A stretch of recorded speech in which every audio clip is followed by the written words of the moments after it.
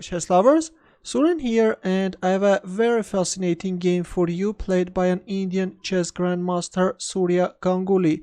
His opponent is Hikaru Nakamura, and this game was played at VII Dos Hermanas Internet Rapid Tournament, which was played in 2006 on ICC. Now let's see how the game went on. Ganguly had white pieces and he started the game with e4, e6 by Nakamura. Nakamura goes for French defense, d4, d5, knight c3, knight f6. We see the classical variation, bishop g5.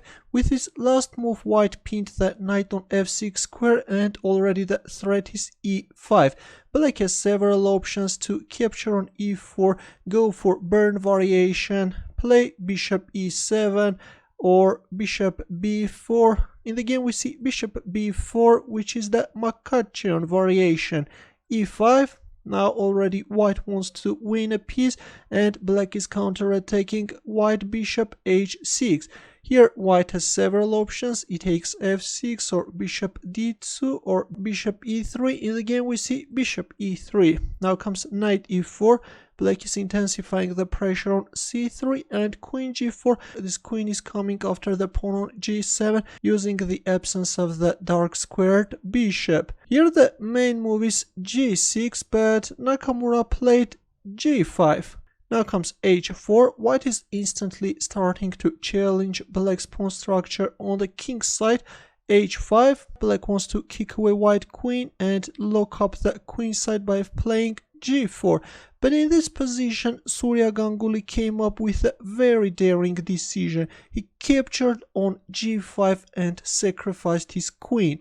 H takes g4. Nakamura is accepted the queen sacrifice, but let's have a look. Where is white's compensation? Rook takes h8 check and bishop f8. Well, if a move like king d7, then white can win the queen on d8 square, and actually this line favors white because white has an extra pawn. That's why after rook takes h8 check, black responded with bishop f8. Knight takes e4 was played. White is also getting rid of this active knight on e4 square, and if we have a look at the position, white actually got a rook and a pawn against the queen, but right now black pieces are so passive that the position is actually equal, maybe with slight advantage for white. There are too many problems for black to solve. It's easier to play with the white pieces. This is already move 11 and still all black pieces are lined up on the 8th rank.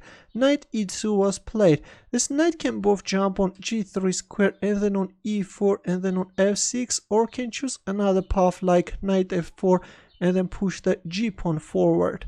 King d7 was played by Nakamura, which actually gives white a huge advantage. It was better to play queen e7 with queen b4 threat. If white castles queen side, then knight d7, and then black should try to develop the bishop as well and try to castle queen side.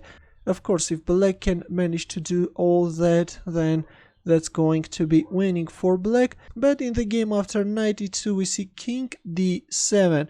Here comes castling queen side, c6, knight g3. This knight will now win the pawn on e4 square. Meanwhile, black is unpinning the knight on f8 square. King c7. Nakamura is bringing his king on a safer square.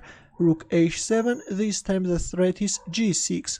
Knight d7, and we see g6. Queen e8, but now Ganguly is also winning the pawn on f7. And actually this becomes very dangerous. Bishop e7. Now comes knight f6, and after the exchange on f6 square, white is getting two powerful passed pawns on the 6th rank, which is supported by white's rook. Queen g8 was played, bishop f4 check. White is also bringing his bishop on this active square, and then bishop d3. White is both developing the bishop and is also protecting the pawn on g6. Right now there are serious problems for black to solve. Black can't move away his knight because can get checkmated, and it's difficult to imagine how is black going to activate his bishop and the rook.